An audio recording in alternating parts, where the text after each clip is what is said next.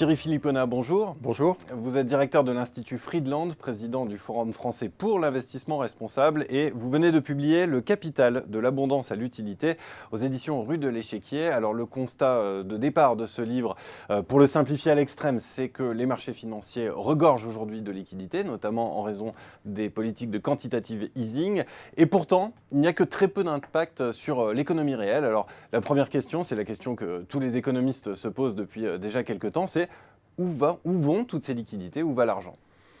Très bonne question. Effectivement, à la base de ce livre, il y a d'abord le constat qu'il y a une création monétaire qu'on peut dire sans précédent depuis plus de 10 ans.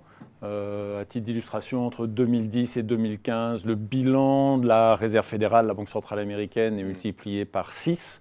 Le bilan de la Banque centrale européenne est multiplié par 4. Donc des taux de croissance de 500%, de 300%.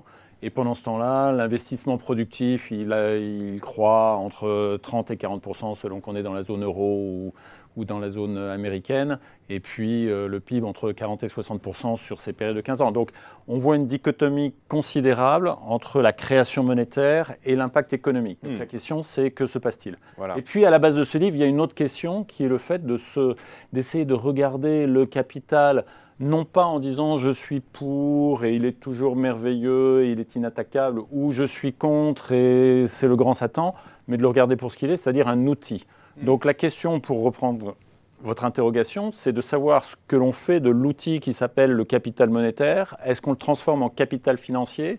Et une fois qu'il est en capital financier, est-ce qu'on le transforme en capital productif?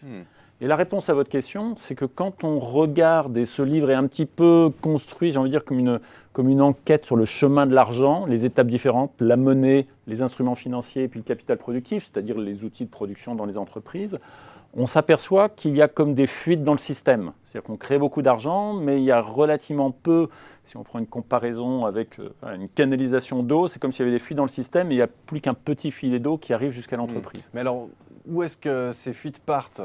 En fait, on a construit un système financier qui, souvent, a créé des instruments financiers ou des fonctions financières qui n'ont pas comme objectif l'entreprise ou l'économie productive. Oui. Donc, à partir de ce moment-là, on a devant nous, d'une part, le monde de l'entreprise qui a besoin d'investissement et de financement, et puis à côté de ça, comme un système parallèle, qui fonctionne sur lui-même, c'est la finance pour la finance, dans des jeux qui sont des jeux à somme nulle, le gain de l'un et la perte de l'autre, alors que dans l'économie réelle, le financier et l'entreprise vont gagner ensemble ou perdre ensemble. Mais alors comment est-ce qu'on en est arrivé là? Pour reprendre votre image, qu'est-ce qui a causé les trous dans les canalisations? Ce qui a causé les trous dans les canalisations, c'est évidemment l'envie naturelle de professionnels, de développer une activité toujours plus grande et souvent tout à fait lucrative, ce qui n'est pas un mal en soi, mais qui est plus facile à développer en la déconnectant de l'activité d'entreprise.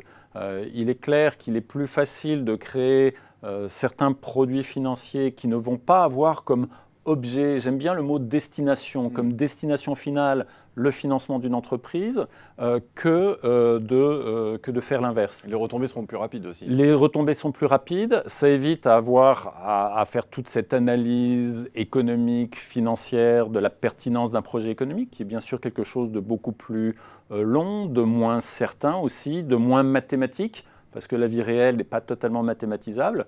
Et à partir de ce moment-là, il y a eu une énorme partie de la sphère financière qui s'est développée loin de la sphère économique réelle. Alors qu'est-ce qu'on peut faire aujourd'hui pour corriger la situation? La réglementation financière, il y a de plus en plus de règles depuis 2008. Ça ne semble pas avoir vraiment porté ses effets et le capital productif reste toujours tout au bout de la canalisation. Alors je dirais que la réglementation financière a réussi à faire des choses très très très significatives, mais il ne faut pas donner à la réglementation financière un pouvoir qu'elle n'a pas. La réglementation financière, elle traite la question du comment. Comment est-ce qu'on protège les consommateurs? Comment est-ce qu'on rend les marchés financiers transparents? Comment on crée de la stabilité financière? Ça, c'est le comment. Mais elle ne traite pas, parce que ce n'est pas son objet, la question du quoi. Voilà. Alors, on fait quoi alors?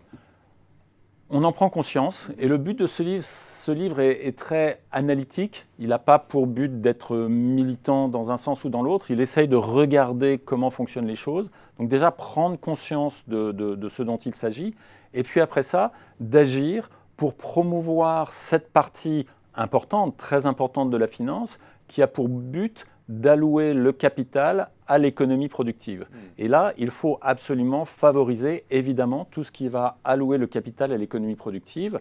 Et il est nécessaire d'analyser, j'ai envie de dire, le moteur d'allocation du capital pour s'assurer que l'argent va bien là où on en a besoin, c'est-à-dire à la société et aux entreprises. Eh bien, merci beaucoup Thierry Philippona pour cet éclairage. Et pour ceux qui veulent en savoir plus, Le capital de l'abondance à l'utilité aux éditions Rue de l'Échiquier. Merci beaucoup. Merci à vous.